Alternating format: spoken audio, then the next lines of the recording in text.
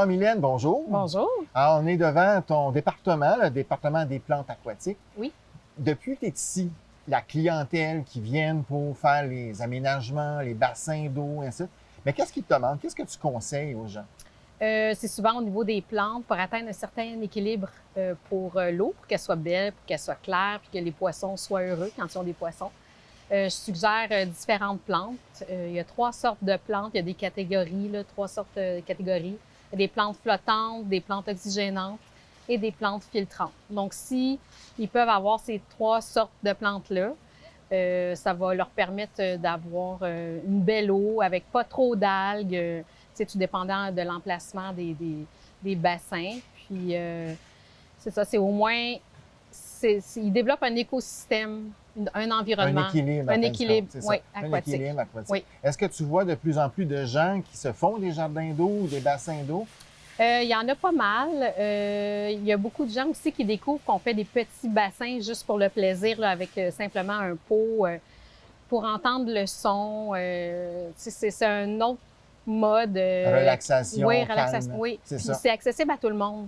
Donc, quand on peut pas avoir un gros bassin avec une grosse charge quand même de travail, ben là, il y a d'autres moyens d'avoir accès à cette eau-là, à ce bruit-là, à cette Le ce côté aquatique, zen. c'est ça, le côté Oui, zen. tout à fait. Oui. Puis, je sais que vous êtes un très grand distributeur de plantes aquatiques. Oui.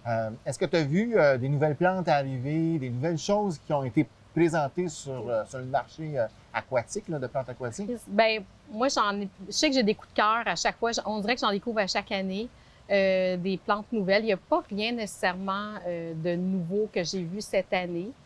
Mais... Si on compare, par exemple, avec les plantes ornementales, à chaque année, il y a toujours quelque chose de nouveau, toujours quelque chose de nouveau. Est-ce que dans la plante aquatique, c'est plus traditionnel? On est toujours dans le même... Oui, on essaie dans le fond, il y a des plantes qui sont comme des gagnantes, là. C'est des plantes qui reviennent à chaque année parce que c'est une plante facile d'entretien, vivace, que les gens aiment.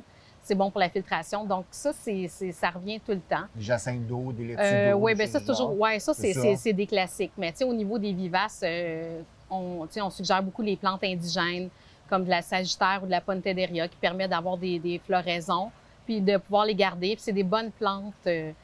Ça fait que c'est comme des plantes clés pour avoir un bassin qui a de l'allure, puis qui se tient bien. Qui se tient bien, oui, puis qui va perdurer aussi dans le temps.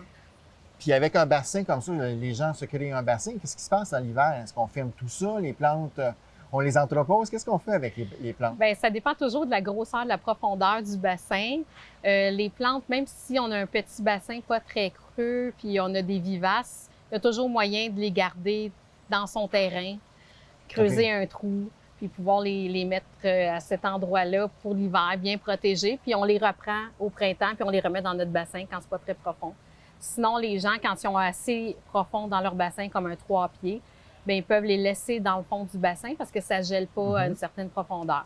Donc, c'est du moment que ces vivaces-là ont des périodes de dormance. Sinon, bon, c'est sûr que les jacinthes ou laitues d'eau ou les plantes qui sont flottantes, c'est considéré comme des annuelles. Ça, on s'en débarrasse, là, t'sais. Mais il n'y a pas possibilité vraiment de les garder à l'intérieur non plus, là. Donc, tu sais, les gens, oui, il faut quand même fermer son bassin pour l'hiver, sauf si on a des poissons.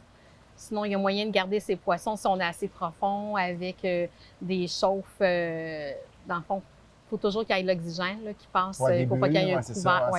Donc, si on peut avoir un chauffe, c'est une soucoupe, là, plus des bulles, dans le fond, les poissons vont pouvoir survivre aux hivers là, ici, mais c'est ça. On ne peut pas garder des poissons à un pied de profond. Non, ça, c'est ça sûr. va geler. Oui. C'est ça. Mais donc, si je comprends bien, vous offrez aussi le matériel, les pompes, les éléments qui vont permettre à ce que toute cette mécanique-là puisse fonctionner en milieu artificiel, on va dire. Tout à fait. Fait qu'on a vraiment beaucoup de choses pour aider les gens à garder leur bassin pour l'hiver, aussi les protéger des prédateurs ou des filets ou tous les produits pour régler les problèmes, les algues vertes, les matières en suspension. On a tout ça. Quelqu'un qui veut commencer de zéro, bien, vous le prenez de zéro puis vous le montez avec lui pour arriver avec un produit évidemment de qualité. En fonction, bien évidemment, de la grosseur qu'il veut. On peut partir, comme tu disais tantôt, d'un un petit bassin, puis jusqu'à un lac ou un étang quasiment. Tout à fait. C'est selon le budget, puis il y en a pour tous les budgets. C'est vraiment n'est pas obligé d'avoir un gros bassin de 20 pieds par... Non. Bon, c'est possible d'avoir... On en a aussi des bassins prémoulés. Quelqu'un qui ne voudrait pas se casser la tête, pas prendre une toile, mais c'est vraiment... On peut même le faire sur un balcon.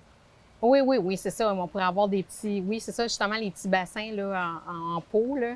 C'est avec tous les condominiums puis les maisons de ville qui arrivent et ainsi de suite.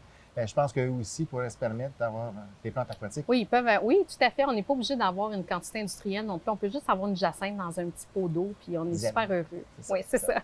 Bien, merci beaucoup.